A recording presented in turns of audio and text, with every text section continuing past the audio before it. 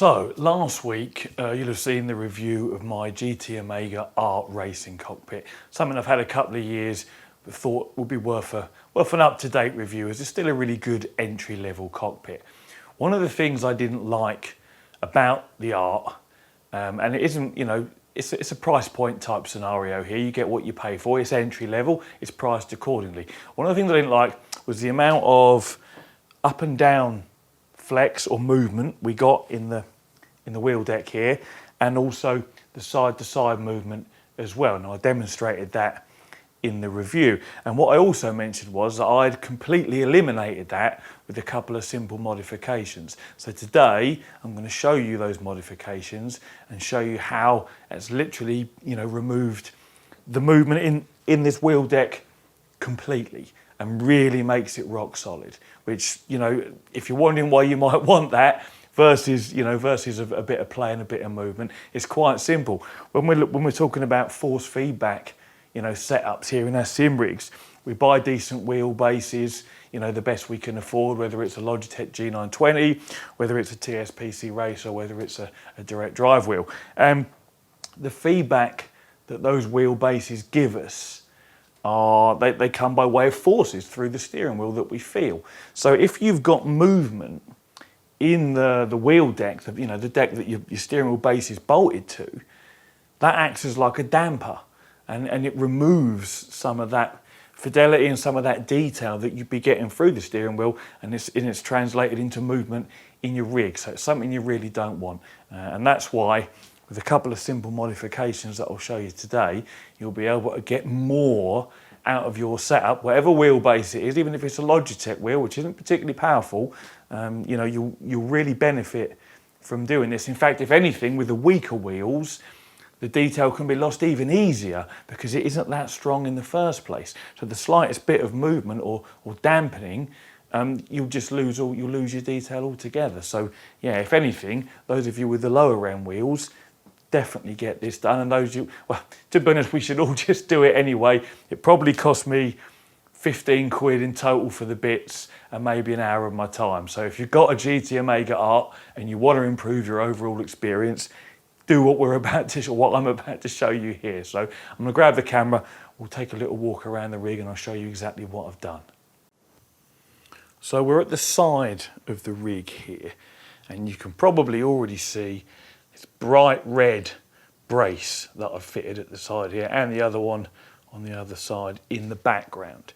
Now those two braces are what remove the up and down flex of your wheel deck that you can see me pointing out with my finger here. They're literally just a straight bar. It bolts through the bottom here. Now this hole is already present in the rig. There's one here and there's one here. I've used the top one just because that is, well, the length of metal that I bought. Once I cut it in half, I couldn't reach the lower ones, so I just used the upper ones. Doesn't really make any difference, to be honest. You know, by strapping your wheel deck solid here and then here, it just can't move up and down. It isn't physically possible. This brace can't stretch and compress to allow that movement to happen. So it's, you know, it just gets rid of it altogether. But yeah, that hole's already there that I've used.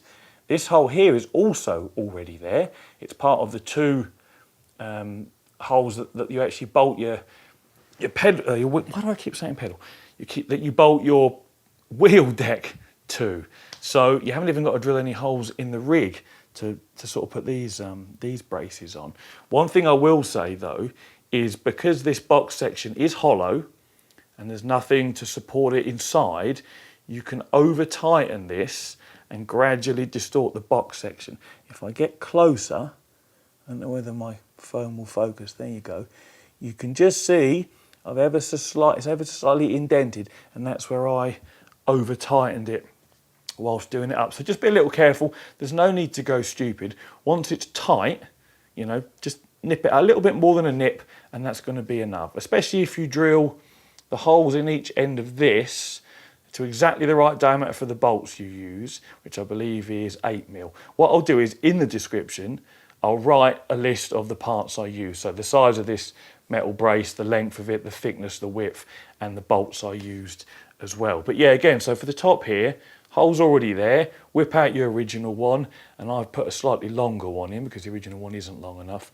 Put your brace in.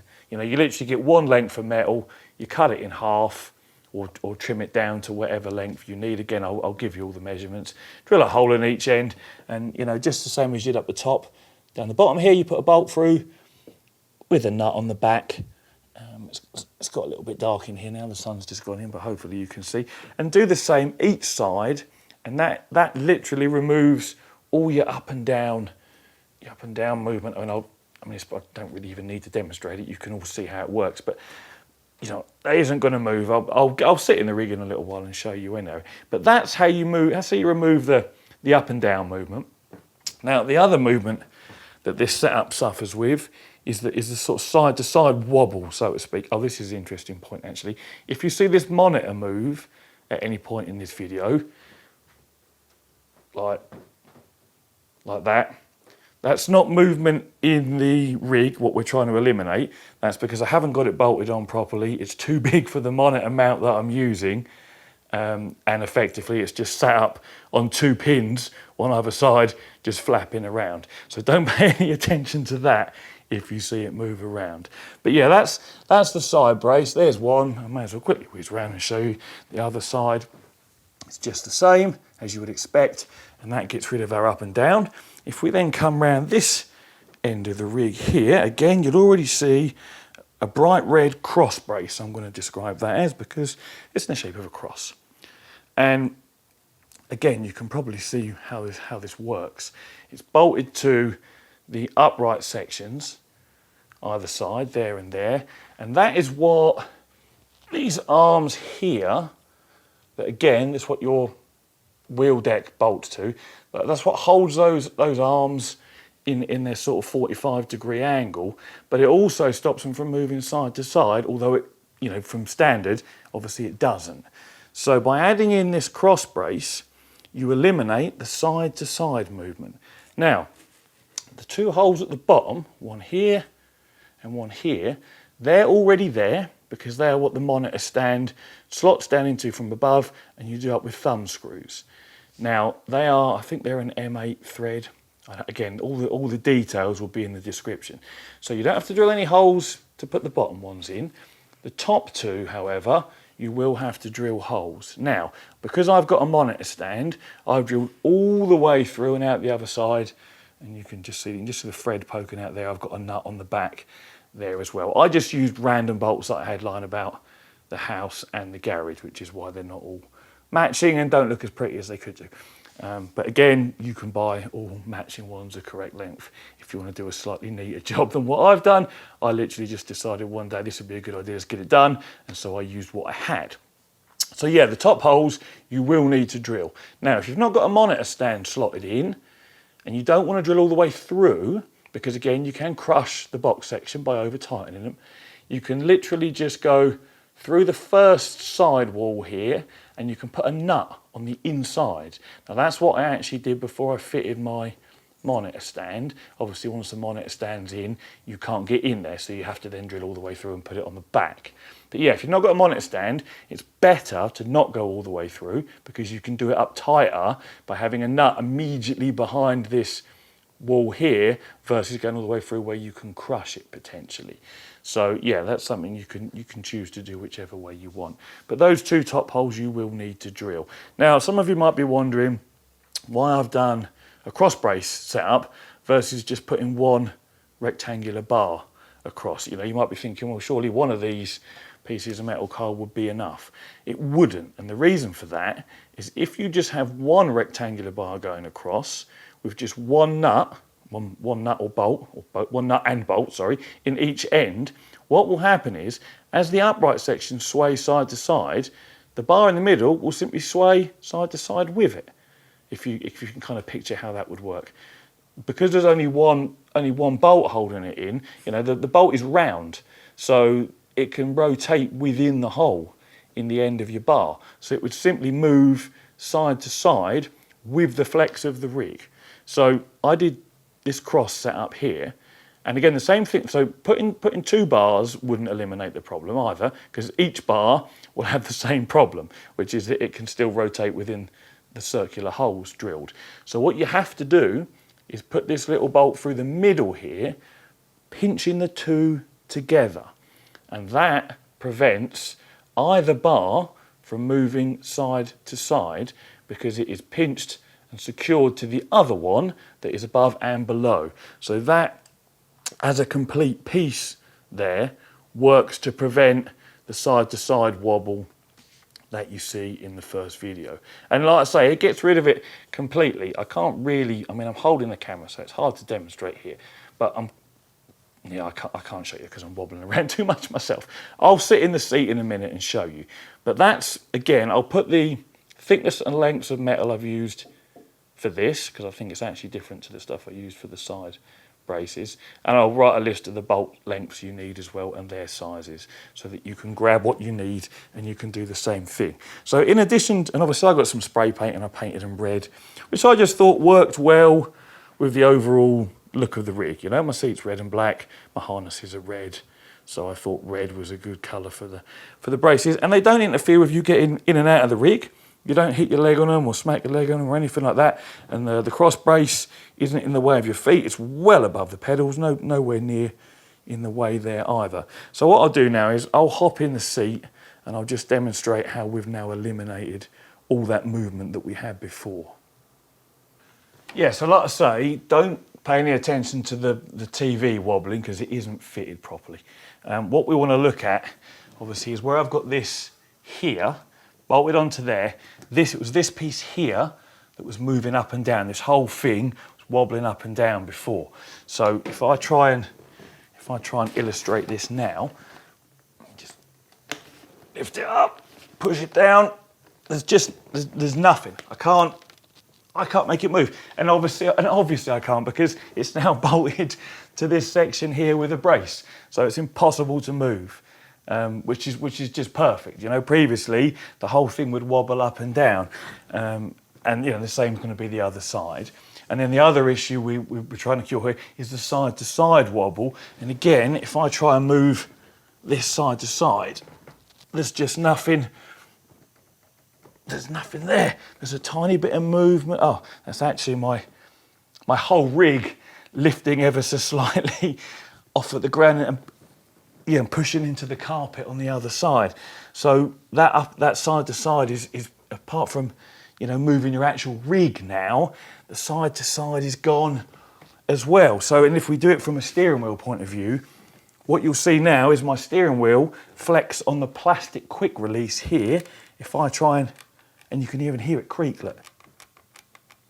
So yeah, ignore the wobbly monitor. As I say, it's not bolted on properly. But the movement you'll see now is my steering wheel flexing out the front of the wheelbase.